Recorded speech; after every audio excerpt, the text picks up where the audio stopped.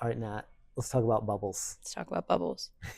A lot of the bubble talk has died down a lot lately, Yeah. but I think that there are still a lot of misconceptions out there. There are still people that think that it is going to pop in a big, fiery explosion that's going to ruin everything. And then there are people This was that all a mirage. it's all a mirage, Yeah. everything's fake. And then there are people that think that the bubble isn't real at all and that everything in AI is ironclad, which is We simply know not is true. also. The Yeah. reality is somewhere in the middle. Um, but I think it's important that we clear up some misconceptions. Yeah. The thing is that there's a lot at stake, right? There's a lot of money that's been invested in AI. Yeah. There's a lot of people investing their careers in it. There's a lot of companies investing huge amounts of budget in it. And then we know, like, in terms of venture capital and all that, like, roughly, by some estimates, half of all of venture capital is going to AI. It's an incredible amount of money, like an unprecedented, historic amount of resources betting on this thing. And so I think we have to believe there are pockets of this that are going to be inefficient, meaning that's probably where there are bubbles, right? And those bubbles are going to have to they're going to have to pop or deflate or whatever. But also, because people sense that, they're sort of looking for boogeymen, right? They're like looking and saying, like, this thing or that thing. It's understandable because we know that there's parts of this thing that are going to run out of energy. It's like the natural process that you let 1,000 flowers bloom. Eventually, you're going to have to cut down some flowers, Or some flowers are just going to wilt and die. Or they're just going to wilt and die. They're going to die a natural death. What other metaphors can we use? Bubbles, flowers, all. Tinkerbell. Tinkerbell. Yes. So here's the Tinkerbell metaphor. All right. Hit me. In Tinkerbell, the way that children or whoever the characters in Tinkerbell are that I'm forgetting conveniently right now, the way to keep Tinkerbell alive is that you have to believe in fairies. And I think that that is an apt metaphor for where we're at with AI, because we are sold on this very utopian vision of what AI has to offer, that it can completely transform our society and the way that we work and the way that we live and our healthcare and our infrastructure and everything. But only if we believe in it, only if we allow it, only if everybody buys in. But I think that we're not going to get the buy-in that we are thinking, or that at least that we're certainly the not labs getting are it hoping. Right now. Like, we're not getting it right now. The narrative among the public, 61% of people don't believe in or have a negative view of AI from our data and from other people's data too. So we know that 61% of people in our audience and in the broader in the US have a negative view of AI. Yeah. So I mean, we talk about it a lot on the Deep View that AI is losing the narrative among the broader public. Yeah. But among the people who are investing in it, working in it, basing their careers on it, man, they are all in. Like, we see it when we go to conferences, when we go other places, like, they're so in. Like, this is changing everything. This is changing the future. This is changing all the things. And it's that part, that's the part that you're getting at, that, like, that's sort of lifting up the investment, the people moving careers to get into it and all of that. And that is, like, this sort of upward force that's driving it. But if they stop believing, uh-oh. Yes, exactly. Uh-oh. But I guess how much, this is why I think it's going to fall somewhere in the middle. How much belief needs to happen in order for it to, like, who needs to buy in? Who needs to, like, I know that because these there's this misconception that these companies are making they're not going to be able to make all of the money that they're spending. And I do think that have spent a lot of money. They're spending a lot of money in the build out. They're spending a lot of money on compute. They're spending a lot of money. When I say these companies, I'm talking about the big AI labs. Spending a lot of money to serve up compute. A lot of that is going to training, however, not to inference. And a lot of that is also going to building out data centers. Um, so I think that costs are going to come down, but right, and also the other part of it is that most of their money isn't coming from the subscriptions. Most of their money is coming from enterprise contracts. That's Correct? right. The revenue The that they're revenue. bringing Sorry. in, you're Yeah. right, is coming from the enterprise, Yeah. like big time. So are the enterprises the only ones that really need to buy in? And if so, Mm. why are they spending so much time trying to sway the public narrative? To get consumers, to get so Yeah. because they need to get a lot of people to buy in, because those people are employees. Those people are going to start companies. Those people are going to start startups. Those people are students who are eventually going to influence, AI adoption and that in their companies, in their future companies. So they need everybody, because that's also going to sort of lift this general, adoption from the enterprise. But I think, make no mistake, at least for the coming future, enterprise is going to continue to power AI and AI adoption. And as enterprise spend goes, like, so will AI adoption. I think that's why you've seen OpenAI pivot so hard toward enterprise in 2026 and like stop doing Sora and a lot of the consumer facing stuff. Yes, but they're not completely done with the consumer facing stuff. For sure. Like ChatGPT Health to me feels like a consumer thing. Yeah. ChatGPT feels like a consumer thing. Yeah. Like my mom texted me today and she asked me for help with something on her phone because my mother is in her late 60s and sometimes doesn't know how to work her phone. And I was like, "Oh, I'm sorry, I can't help you right now. I'm busy." And that makes me sound like a terrible daughter. However, it wasn't an urgent Hi, thing. Mom, if you're listening to I'm so sorry. I'm so sorry, Mom. It makes me sound terrible. Anyways, but then she texts me later. She's like, "Oh, I figured out how to do it." And then she sends, "Chat GPS knows how to do it." And I'm like, "Oh, Mom." But amazing. She clearly went to Chat GPT to help her with something. Yeah. So, however, my mom is not someone that is going to start an enterprise. My mom is She's not going to pay $20 a month. My mom's not even going to pay $20 a month. Yeah. So what is the benefit of serving that audience? Yeah. I mean, it's the broader public. If you get more people using it, more people familiar with it, they're going to need services at some point. So for, broadly, the bet is like, eventually, say your mom needs a service to look for a place to go on vacation, and there's a chat bot, like her travel, her favorite, travel hotel or travel agent or whatever. It says like, "Oh, well, we have this option. You can use this." And if she's used Chat GPT, right, like then all of a sudden it's like, "Oh, great, I used that one time when Nat wouldn't answer my message, and I was able to figure it out," right? So it's like, the bet is that if more people get used to using this stuff, like, there are going to be a lot of uses that eventually are also businesses, and we could call them enterprise and in some fashion, right? So then how does this connect back to the bubble?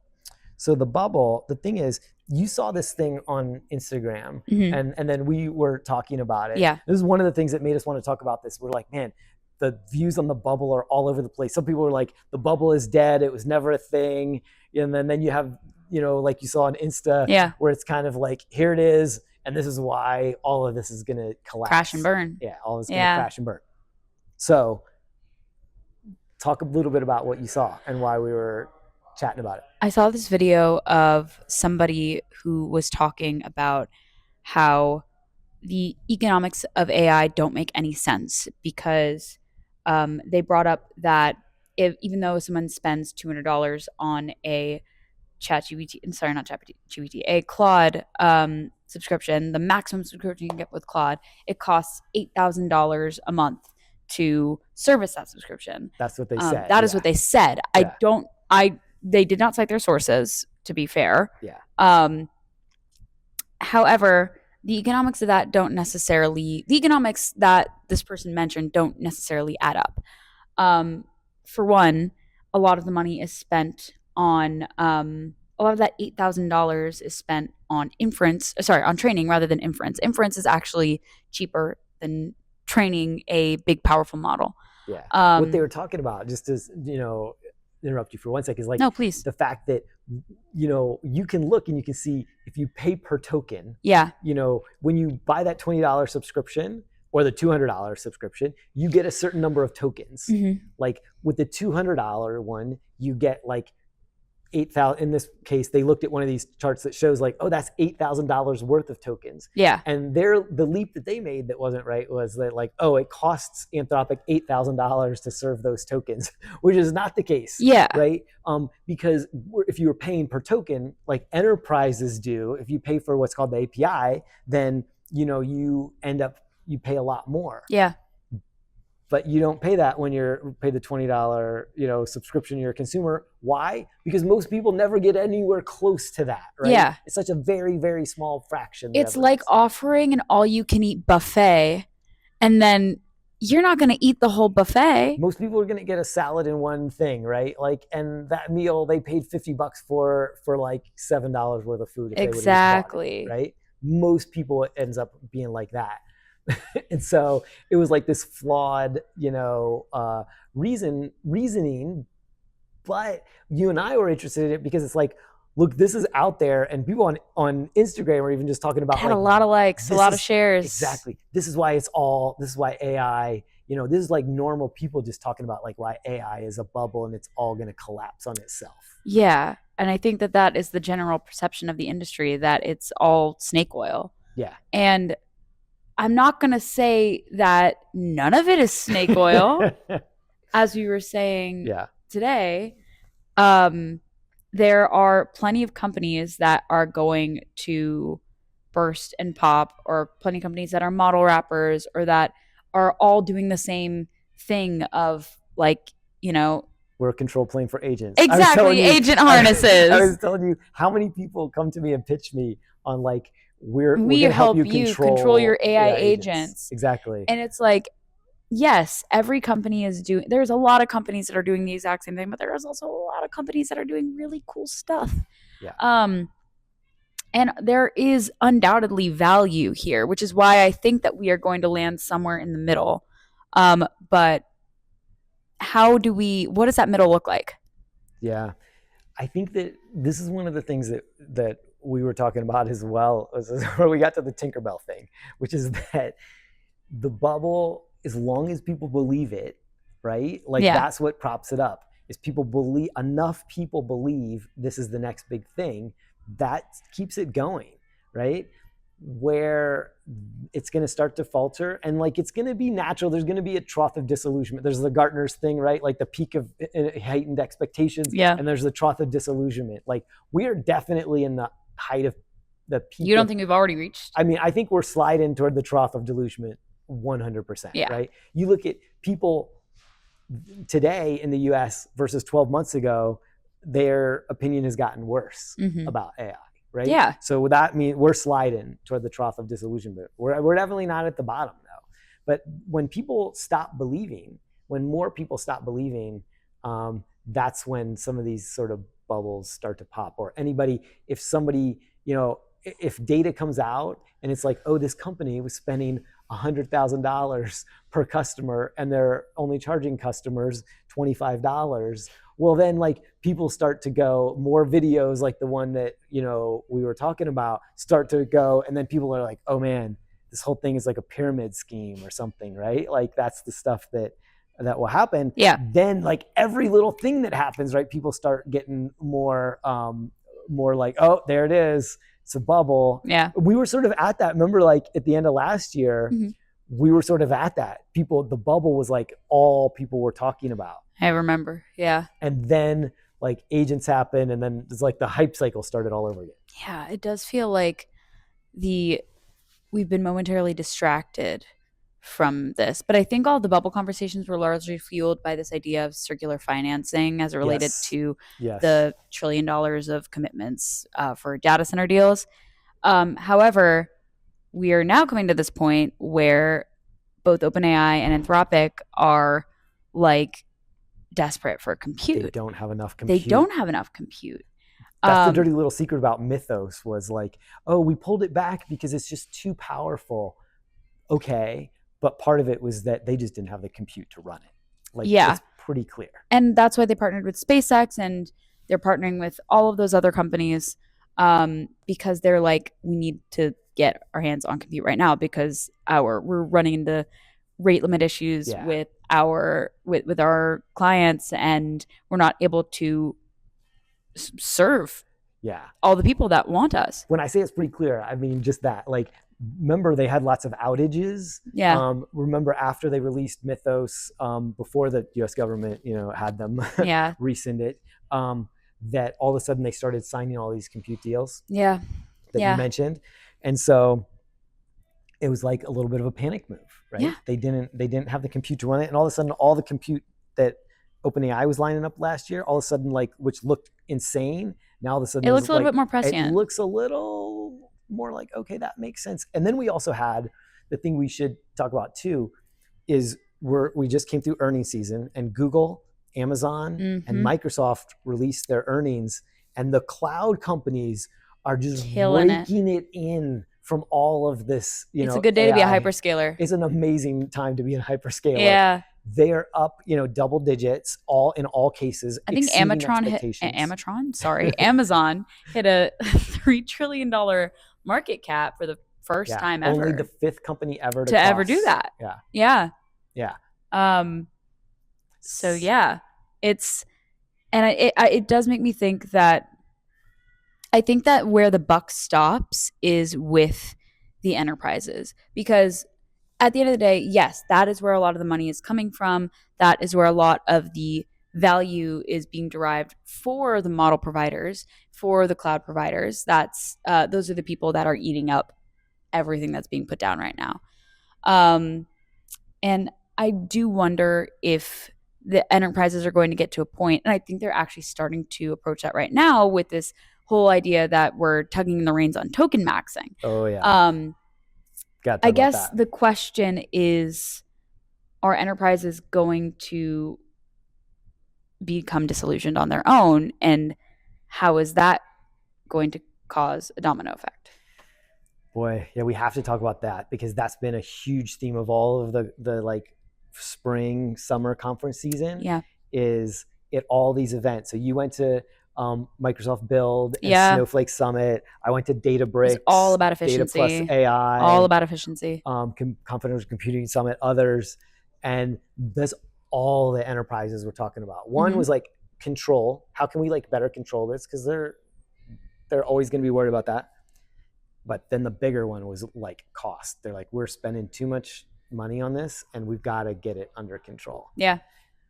So that means a few things for sure. That they're still not sure about the ROI, because if they were, and they were like, okay, we're using this and it's driving a lot of revenue for us, they'd be like, keep pushing the gas, which is what the hyperscalers are doing. They're like, we can't even buy enough machines to scale up to the demand we have right now, the hyperscalers. But like the enterprises, who are the ones actually buying the demand, right? They're like throwing up the white flag. They're like, we're just spending too much on AI, and we need to figure this out. I know. Yeah. So, but then you had this question for me, because I told you about this company that I met. We're at AI4 as we're recording this, and the AI4 conference. And there was this company I met, like really, really great company. But they had told me, they shared with me that they had not a small number of engineers who were spending more. They were spending 1.5x in tokens. Crazy. Their total compensation. Crazy. So if we'll just say, if they were making, $100 or $200, we'll say they're making, because engineers are expensive to say. We'll say they make $200K. That means that they're spending $300,000 in $300K in tokens per annualized, right? Their total. So, and you were like, but what's the ROI? Like, what are they making on it? And I was like, well, what they've told me is like, they're not focused on the unit economics. They're like, they're seeing so much acceleration, and they're still profitable. And so you're like, so what's the ROI? Like, and I'm like, I don't know. I feel like that is also that's a special case. Like, I feel like they're almost the lucky ones. Like, exactly. I don't think that is going to be the case for everybody. And I think actually that's where we land somewhere in the middle. There are going to be cases like that where there are enterprises that are like, we can spend as much money on tokens as we want because AI is helping us ship and bring value and whatever. That And company was not public too, so that I helps. know, yeah. So that like they're like, we don't care at all. We Yeah. could just spend as much money. And then there are going to be other companies that are like, oh, we overbought, and now the Claude bill came in, and now we are stinging a little bit and have to lay people off. Well, I think that that's where we get this somewhere in the middle. And I think that companies are desperate to figure out that ROI equation, and figure out where exactly on that spectrum they sit. Fall. And so it's there. So this is where I sort of fall into the thing of like, I don't think there's one bubble. I think there are probably lots of little bubbles, right? It's bubble wrap. It's bubble wrap. Bubble wrap is so fun. Yeah. Bubbles. It's sucky bubble wrap. What do we good bubble wrap? Normal bubble wrap. Okay, I'm with you. So when it comes to bubble wrap, do you like the bigger bubbles or the smaller ones? We're getting so off track right now. I really need to know. I like the big bubbles. The big bubbles? Yeah. Like, so how this relates to AI is that's why people like to talk about big bubbles, right? Like the bubble's gonna pop. They think like it's gonna make, because it's more dramatic, but probably more likely it's the small bubbles, right? There's gonna be lots of small bubbles where there was just like too much exuberance about that thing. I see what you did there. About this thing, and like those little bubbles pop, and it doesn't make a whole lot of drama, and maybe it doesn't. We don't write about it in the deep view, but so at the end of the day, we like drama. I mean, I'm not talking about myself. Oh, sure. Sure. At the end of the day, the industry likes drama. I mean, it's sort of the history of storytelling all together. Fair enough. People love drama. And what makes a good story? Conflict, right? And there's got to be, beginning, middle, and end. And you got to resolve some conflict. Okay. So gotcha. Big bubbles make better stories. Big bubbles make better stories. So it's a bunch of little bubbles. I think it's a lot of little bubbles. Look, that doesn't mean there couldn't also still be a big bubble, because some of these things, that's where the like Tinkerbell thing comes in, is because if a bunch of little bubbles start to pop and people do start to notice, then they start to lose confidence. And then people are like, oh, I need to get out of AI and I need to go back into something more stable. If employees do that, if investors are like, okay, the AI thing is over, we're already seeing a little bit in the market already. One of the things that investors talking about is like rotation. So like right now, people are like rotating out of chip companies, meaning they bought a lot of them. They, the price rose really high. Now they're like, okay, the price is just too high because now it's whatever, 50 times earnings, and so it's never going to get. It's just not going to be able to meet the growth level for that.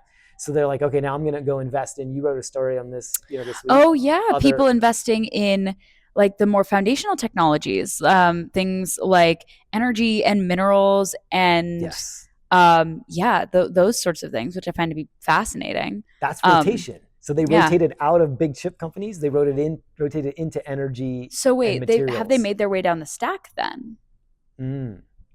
Yes. Tell me more. Say, what do you mean? Have they? So the story that I wrote was that people have made their way, like the investors made their way deeper into the stack by they're investing in these very foundational technologies and these essentially these more stable industries. But I think the chip industry used to be that. Yeah. And I wonder if it went from like, oh, we're interested in like this top layer of like APIs and then models and then infrastructure and chips, and now they're deeper. That's the last layer though. Where does it go? Well, what does it go back? It does. It goes back. So you rotate goes out right of back that, to the cherry on top. This this one starts to goes down because you rotated into this, and then that sort of gets underpriced, right? Like fewer people buy that. So then when it gets lower, and naturally, like if this thing gets higher, you're like, okay, this one's probably a little too high now. I'm going to rotate back into this. You see this in sort of stock market investing. If we there's a lot of views that stock market investing is white collar gambling, and there's certainly truth to it.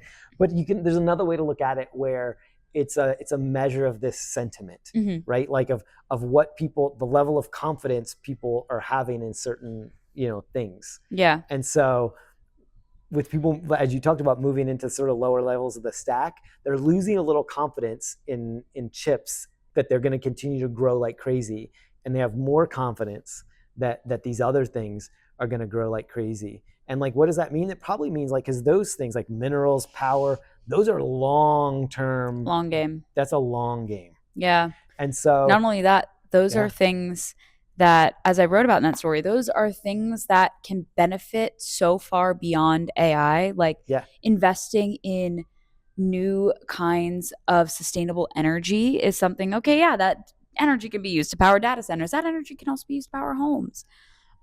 So those are things that that have a shelf life beyond whatever happens with this whole bubble, not bubble, deflated, popped, whatever market. Bubbles. That's what I got on bubbles. And Tinkerbell. And small bubbles versus big small bubbles. Big bubbles, bubble wrap, Tinkerbell. Yeah. And all you can eat buffets. I have a feeling we're going to probably be talking about this again. I think so too. All right. Thank you.